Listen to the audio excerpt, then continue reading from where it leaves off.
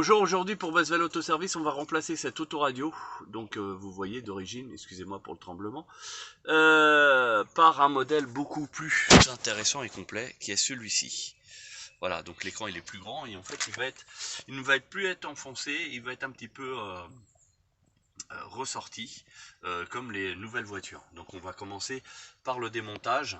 Je vais vous mettre les étapes petit à petit. Donc on a obligation de retirer la console centrale au niveau des bouches d'aération pour pouvoir retirer l'écran dont les vis ici, là et là. Après on va retirer cette partie centrale afin de passer en fait le câble et le nouvel écran.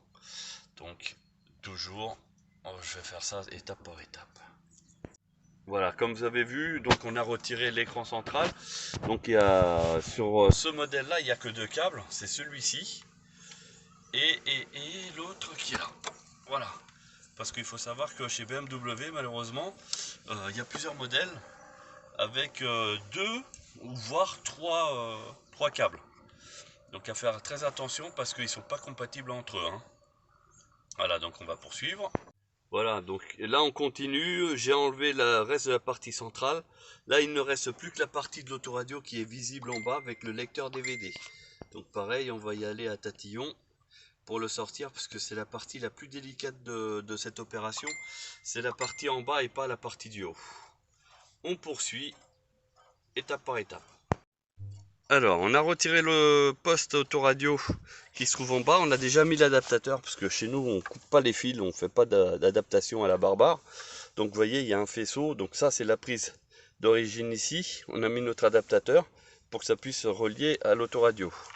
Et ici donc on a le câble qui va jusqu'à l'écran, qui va aller là-haut prendre le relais. Donc l'écran tactile, haute définition, etc. Donc là, du coup, il va falloir que je me débrouille pour passer le câble au milieu, ici.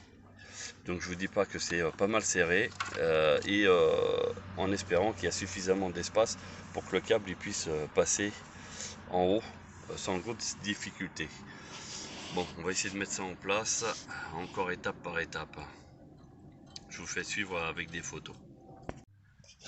Donc la partie la plus difficile maintenant est de passer les câbles. Donc on a été obligé de démonter la partie inférieure au niveau du tableau de bord côté passager afin de pouvoir tirer les câbles au mieux, afin de pouvoir insérer la console centrale. Parce qu'avec l'épaisseur des prises, malheureusement ne permet pas la mise en place correcte d'origine. Et puis on a passé en même temps donc le câble pour l'écran. Et ici on a les fils pour la caméra de recul qui sont déjà en attente pour une future installation parce que c'est un produit qui est évolutif et qui permet donc la caméra de recul. Voilà. Donc là on a passé pas mal de temps quand même et en plus à deux parce qu'une opération tout seul c'est vraiment une mission galère par rapport au faisceau qui se trouve derrière la console. Donc là rien que pour mettre ça on a mis plus d'une demi-heure. Là, on va faire un essai donc en posant l'écran ici. On va le mettre en place avant de tout sceller. Alors, on fait le test de l'écran pour savoir si fonctionne. On met le contact. Ah bah nickel, ça fonctionne.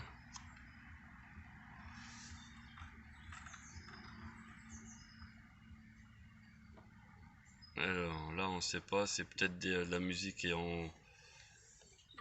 qui est dedans. Alors comment est-ce que ça marche? Le tactile, navigation, musique auxiliaire, vidéo. Est-ce qu'il y a une vidéo déjà dedans? En général, ils en mettent toujours une. Non, il n'y en a pas. Application, ma BMW. Et donc là, on a le fameux menu du véhicule. Bon, bah ça marche. Après, on va faire une opération après. Tac. Là, on a fait la réalisation du branchement en fait de l'antenne GPS, des câbles USB qui d'ailleurs vont aller dans la boîte à gants. Voilà, ça sera beaucoup plus discret si jamais ils veulent mettre un disque dur, un téléphone portable, enfin peu importe, ça sera beaucoup plus discret que de laisser sur le tableau de bord. Donc c'est mis en place, donc l'antenne GPS. On a fait passer les câbles de façon à pouvoir brancher la caméra de recul en haut. Ça évitera de devoir tout démonter, on a déjà tout préparé. Et ainsi le client pourra faire la prestation lui-même. Parce que en termes de démontage, remontage, c'est quand même pas mal de boulot. Et tout seul, c'est pratiquement une mission impossible. Voilà, donc on fait une préparation du tout. Et pour la caméra, il y aura juste à démonter au niveau de l'écran et puis ça sera réalisable assez facilement. Alors, ça y est, on a mis en test pour le fonctionnement. Donc on voit que ça fonctionne. Le son, j'agis sur le bouton, il n'y a pas de souci. Donc au niveau réception de la radio, ça passe par la radio d'origine. Il n'y a aucun problème là-dessus. Donc au niveau réception, ça ne bouge pas. Au niveau ici de la molette, regardez, je vais appuyer dessus. Donc là on change les affichages et on navigue. Vous voyez, on navigue. Donc il y a les applis, ordinateur de bord. Vous voyez, on a même l'affichage du compteur. Il reprend même le kilométrage du véhicule. Regardez, 145 466. Et là on a 145 466. Ici ça doit être le nombre de litres restant dans le réservoir, je pense. Là vous voyez, j'appuie, ça affiche, je lâche, ça s'éteint. Il n'y a pas la ceinture de sécurité qui reprend ici aussi, vous voyez. Donc on est vraiment sur un produit ultra complet. En plus on peut changer le cadran. Et après on peut en télécharger, mettre en digital, etc. Et c'est compatible aussi hybride. Ici pour la consommation carburant. Donc l'aiguille plus elle est vers le haut, bah, plus ça consomme, ainsi de suite. Là c'est un contour. Donc là vous avez le régime moteur en digital et ici la vitesse en digital en plus de celle-ci. Voilà, c'est gradué de 260. Vous voyez, c'est un petit peu différent à chaque fois, mais voilà, c'est un style. Vous pouvez personnaliser sans aucun problème. Écran tactile, bien sûr, vous pouvez défiler. Fonctionne nickel. Là, j'ai mis le véhicule en route parce qu'il était en économie d'énergie, donc il y avait des fonctions qu'il ne voulait plus me donner. Donc GPS, Internet, Bluetooth pour le téléphone, la musique, etc. Là aujourd'hui on a placé le micro ici discrètement.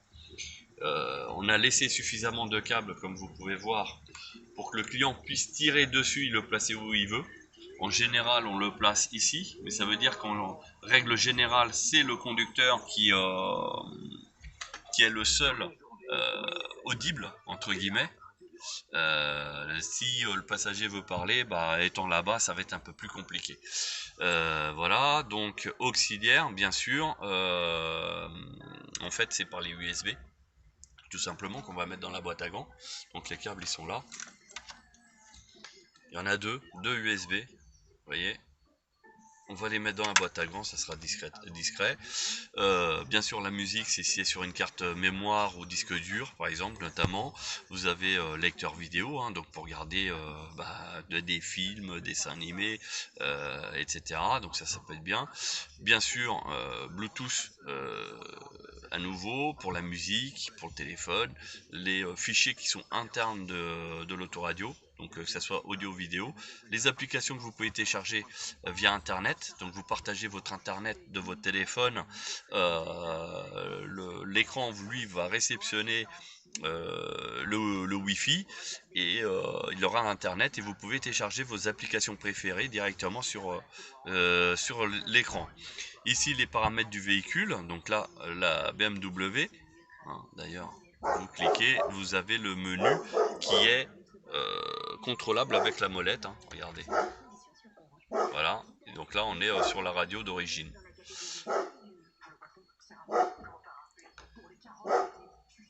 Donc c'est fonctionnel, hein, il n'y a pas à dire. Bon bah là il a détecté les portes ouvertes. Ici ordinateur de bord, donc c'est ça. Après c'est paramétrable, il n'y a pas de problème. Et ça c'est les versions de l'autoradio, donc il se met à jour bien sûr. Voilà, donc il se met à l'heure automatiquement suivant le pays où vous êtes. Enfin voilà, tout est fonctionnel. Donc on va tout remettre en place.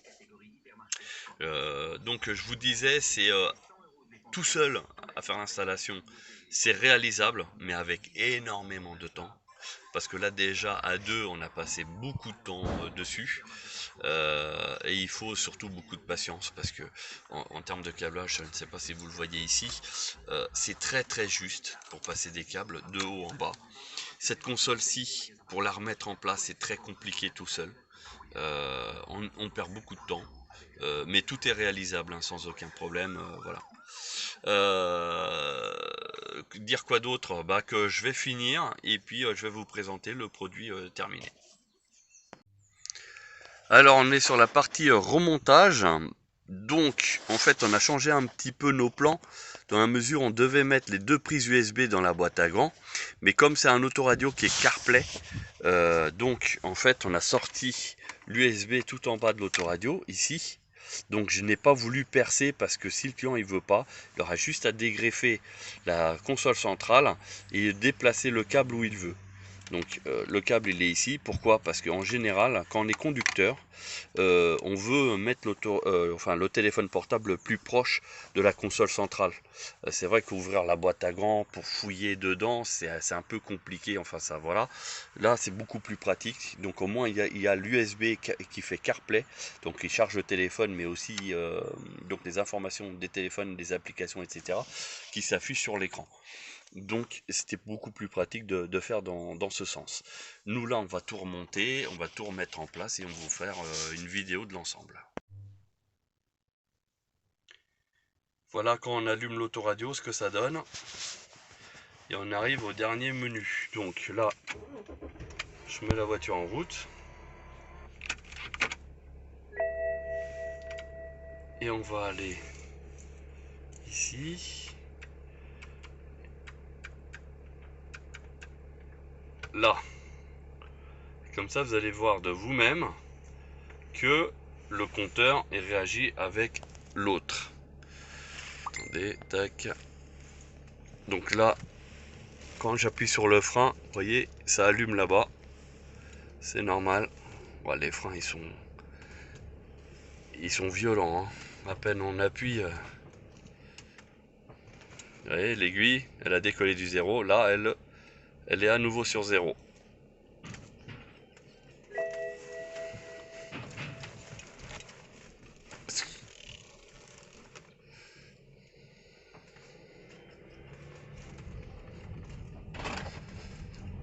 Voilà, là vous avez les aiguilles qui ont bougé. On va essayer de mettre sur un autre mode. Voilà, là vous avez le contour et la vitesse digitale.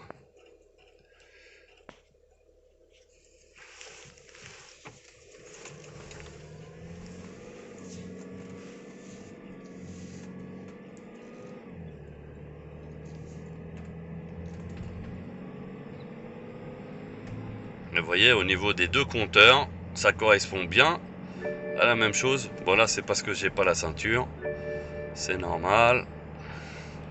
On a même gardé les bips d'origine. Donc en fait celui qui ne connaît pas, il voit que la voiture elle est 100% d'origine sans aucun problème. Excusez-moi pour le téléphone qui sonne. Aujourd'hui c'est une catastrophe, ce téléphone qui arrête pas. Voilà.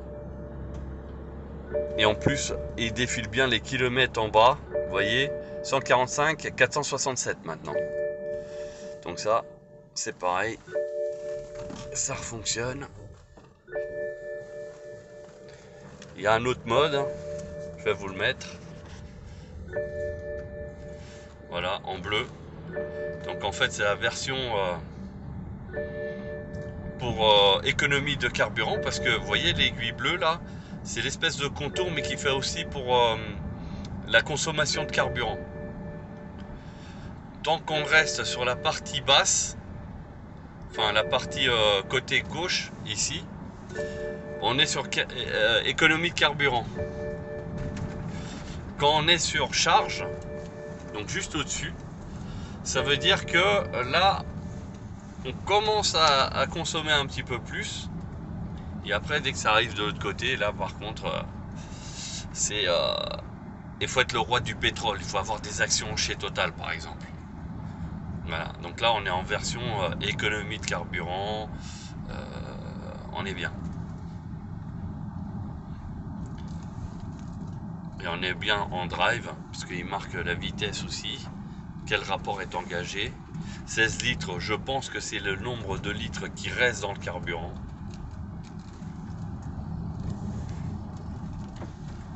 Après, il doit y avoir certainement d'autres fonctions. Il faut exploiter en fait.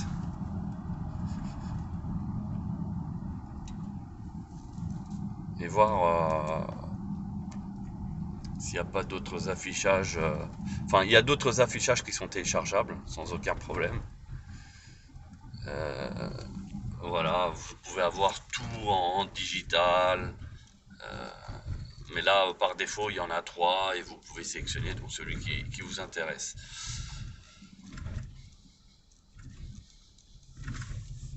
C'est quand même assez réactif, ça peut être sympa aussi d'avoir. Donc c'est façon BMW et Mercedes dernière génération. Hein.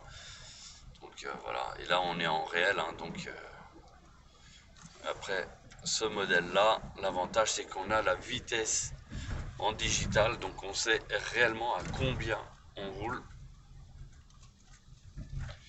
Ils l'ont gradué à 260 pour un effet sport.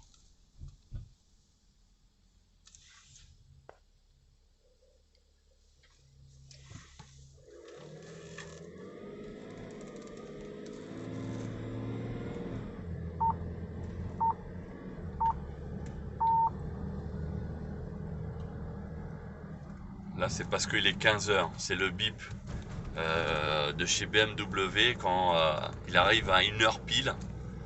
Eh ben il fait les 3 bips. Donc, pour ceux qui ne connaissent pas. Voilà, donc assez fonctionnel. Donc après bien sûr hein, vous pouvez naviguer, on peut faire tout ce qu'on veut. Donc ma BM en fait c'est le menu de chez BM, hein. Donc il est totalement conservé et vous avez accès aux différentes fonctions. Et puis réglage surtout, parce que les produits chinois ne le proposent pas, donc à faire très attention là-dessus. Bien sûr c'est parfaitement intégré hein, dans la console, hein, comme vous pouvez voir. Il y a juste en bas volontairement on a mis le câble pour le CarPlay et aussi chargeur de téléphone. Vous pouvez aussi bien sûr mettre un disque dur, mais dans la boîte à gants on a mis le deuxième câble USB, que là vous pouvez laisser par exemple une clé USB lecteur carte mémoire branchée dessus en permanence. Voilà, comme ça c'est discret, il n'y a pas de souci. Bien sûr, sur l'autoradio vous avez le Bluetooth pour le téléphone, donc le voyez là. Là vous pouvez avoir donc, alors je crois que celui-là c'est le téléphone. Voilà, c'est ça. Et vous avez la musique aussi. Donc la musique qui se trouve dans votre téléphone, mais aussi du streaming. Hein. Vous pouvez écouter Spotify et autres directement à travers votre téléphone sur la voiture. Donc ça aussi c'est appréciable pour sortir.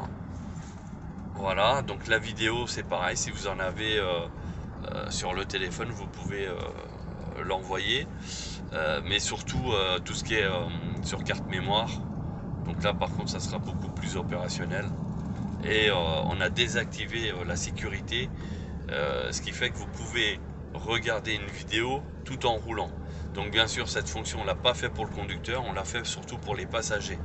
Notamment dans ce véhicule, il est amené à transporter éventuellement les enfants et de ce fait faire un très grand voyage par exemple pour les vacances permet de avoir la tranquillité pendant le voyage, de mettre un dessin animé. Les enfants sont captivés donc par la vidéo et vous avez la paix pendant tout le reste du voyage. Et tout en ayant les instructions du GPS vocales, les instructions vocales hein, bien sûr, vous les avez pendant qu'il y a la vidéo. Donc ça c'est une fonction qui est bien. Et là c'est pour les connexions. Donc voilà, vous avez alors je ne sais pas si vous arrivez à voir, parce que là bizarrement on a un grand soleil alors qu'on sort d'un hiver assez pourri. Donc le téléphone il fonctionne en Android, enfin il est compatible avec les téléphones Android, pardon, et mais aussi Apple. Donc très très important, là c'est un produit qui est 100% compatible. Vous avez juste à choisir votre mode de connexion.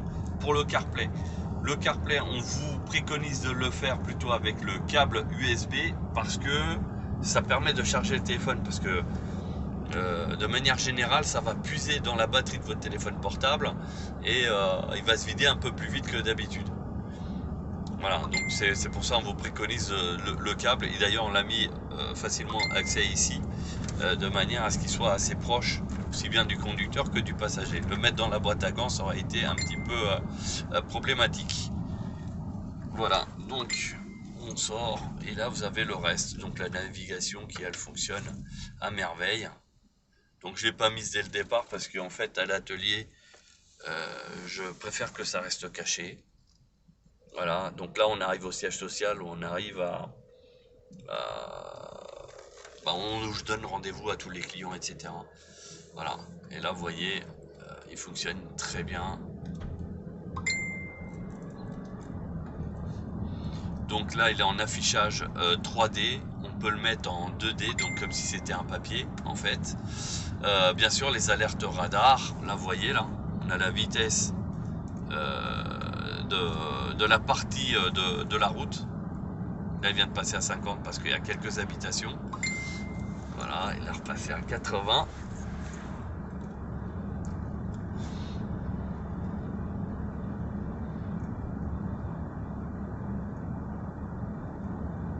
Et donc ça défile avec les noms des rues, etc. Donc là-dessus, pareil, tout est bon. Et bien sûr en français. Donc si vous aussi vous êtes intéressé par ce genre de prestations, n'hésitez pas à consulter notre page Facebook, voire même nos autres vidéos sur YouTube.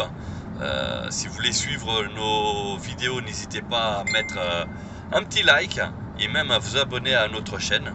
On ne fait pas que les autoradios, on fait aussi des réparations, des restaurations de véhicules. On fait aussi des traitements, par exemple le décalaminage. Enfin voilà, tout ce qui est prestations automobiles, on le fait. Sans aucun problème. Nous sommes professionnels de l'automobile déjà depuis plus de 20 ans. Donc notre savoir-faire là-dessus n'est plus à démontrer, hein. D'ailleurs les notes et les avis le résument très bien. Donc si vous êtes intéressé, vous avez notre numéro de téléphone qui se trouve en haut à droite de l'écran, et sinon en début et à la fin de cette vidéo. Sur ce, bonne journée et à bientôt.